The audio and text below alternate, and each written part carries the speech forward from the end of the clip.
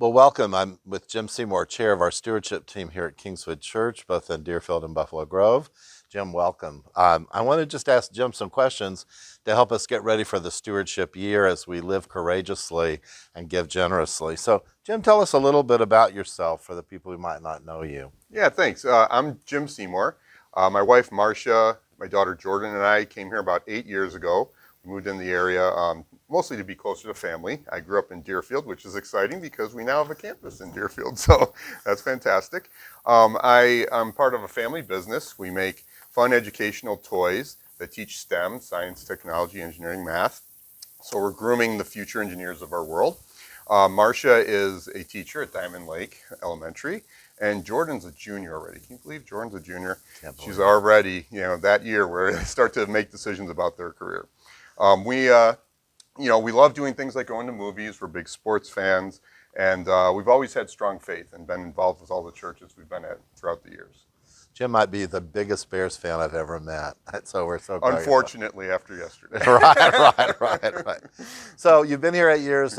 What got you to be more active at Kingswood? What led you to deeper commitment? So I still remember the first month that I came here, and one of the things about me that I didn't mention is that I'm a huge music person. I love listening to music. I love singing, doing karaoke, all that good stuff. And when I came here, the music ministries here are just amazing.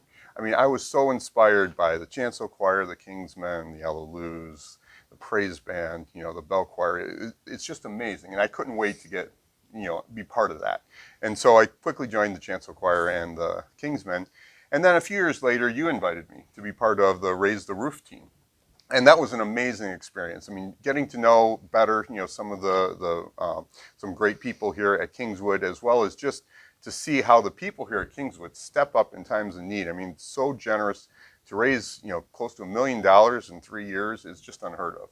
And so that was just an amazing experience. And I told you, hey, I want to be part of more things like this. And so he said, well, it just turns out we need somebody to lead the stewardship team. Right. So I started getting involved with that. And, it was a similar thing to the roof campaign.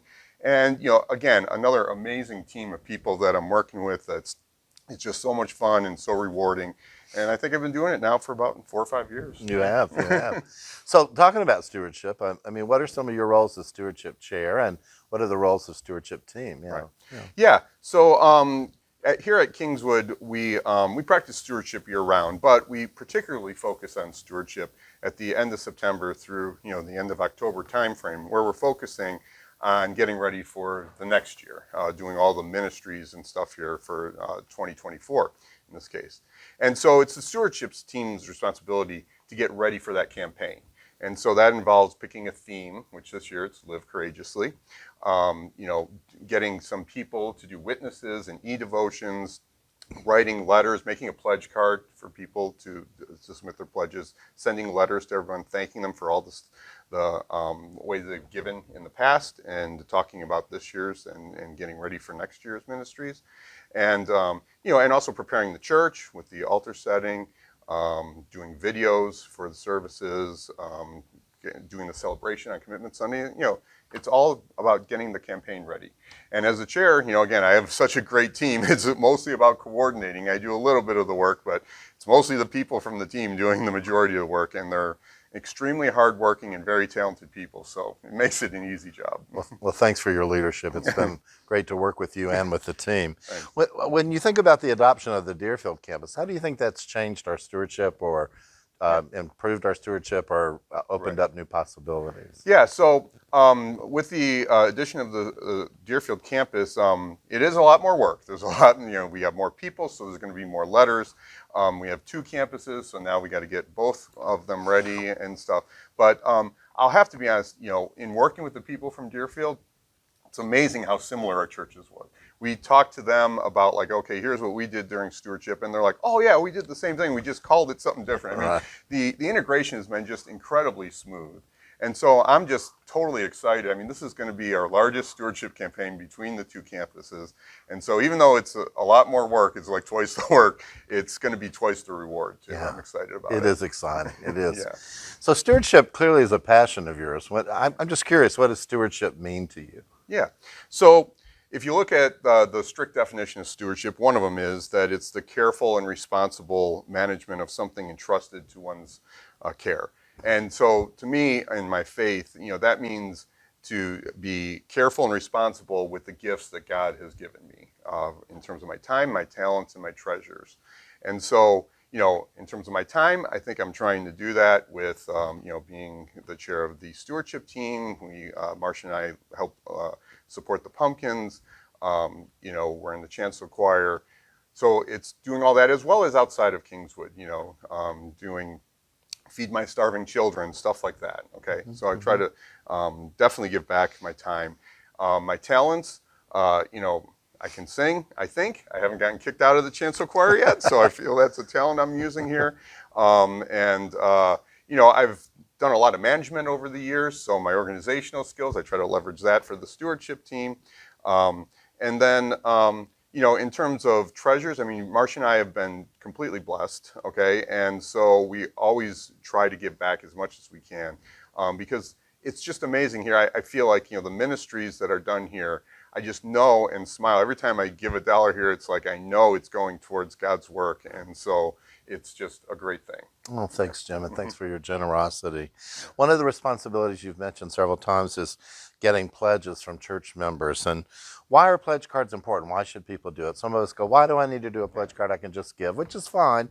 But why do you think pledge cards are important? It's a great question and a tough one because, I do believe that, the pledge that we make is really a commitment between myself and God, okay? And so it's a good question to say, why does the church need pledge cards? Well, the real answer is because, the church has a responsibility to be a good steward too. And so as any organization, in order to be able to plan for the next year, what ministries we're going to be able to do, how we can grow certain ministries, how we might have to back off, we need some estimate of what the financial resources are going to be. And so we've actually, as the stewardship team talked about, maybe we shouldn't call it a pledge card, but an estimate of giving card, because that's really what it is. It's what you believe you can give next year. And the finance team we have here does an amazing job, led by Sue Gordon and Joel Aaron as the trustee, of doing a budget so that we look at what resources do we think we're going to have next year, and so how can we grow the ministries and do more of God's work with those resources responsibly. And so one thing I do want to say though is because we're calling an estimate of giving, we realize that life happens. And so at any point in time, some big expense may come up you didn't expect, or maybe you lost a job, or maybe you win the $100 million in the lottery playing Powerball and you need to change your estimate of giving. And, if at any time any of those things happen, you can contact the finance team, go to the front office, and just let them know, hey, this has happened in my life. I need to change what I estimated last year. And it's fine, that'll be fed into the finance team and we can adjust the budget. And so, it's just really about the church being responsible as stewards and getting an estimate of what we can do next year. Yeah, it's really great I do the same thing, and the card or the commitment of estimate of giving card is so helpful about making a pledge, but it helps me in my covenant with God. But it also, I know, helps the church make good budget decisions. So Absolutely. That's important. Yep. So finally, just my last question for you. Yeah. What's this year's stewardship theme, and what are our goals, and what are you thinking?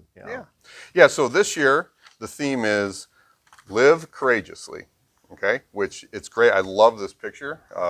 Harry Brubeck found it from the stewardship team. I love it. I love the theme. But I must admit, it is quite challenging for me because one thing about me is I'm a worrier. I set 3 alarms to make sure I get up in the morning. Okay, I'm a half hour early to every meeting because I don't want to be late. I worry about things at work. I worry about health. I worry about everything. And, worry isn't necessarily that bad. It means you care. But when it can become a problem is when, it leads to fear and it prevents you from doing good things. Right. And so, what live courageously means is, get over those fears and do God's work. I think about people in the Bible who did that, like Moses. I mean, when God, called him to lead the people out into the desert, his first reaction was, "I can't do that," right? And he Right, came up with right, all these right, excuses, right?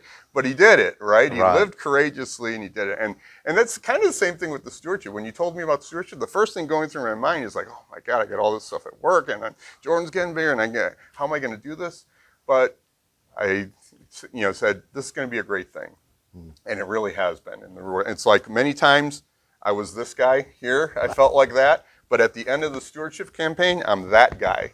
And that's what's really amazing. When you live courageously, that's what you feel at the end. And I think that's really exciting. Thank you, Jim. Yeah. We're so grateful for Jim Seymour and the stewardship team as they begin our stewardship campaign for 23-24, living courageously, giving generously. We hope you'll look at our website and learn a lot more about stewardship, that this video has been helpful. And we hope you're in prayer about how to live courageously as you give generously. Thank you. Amen.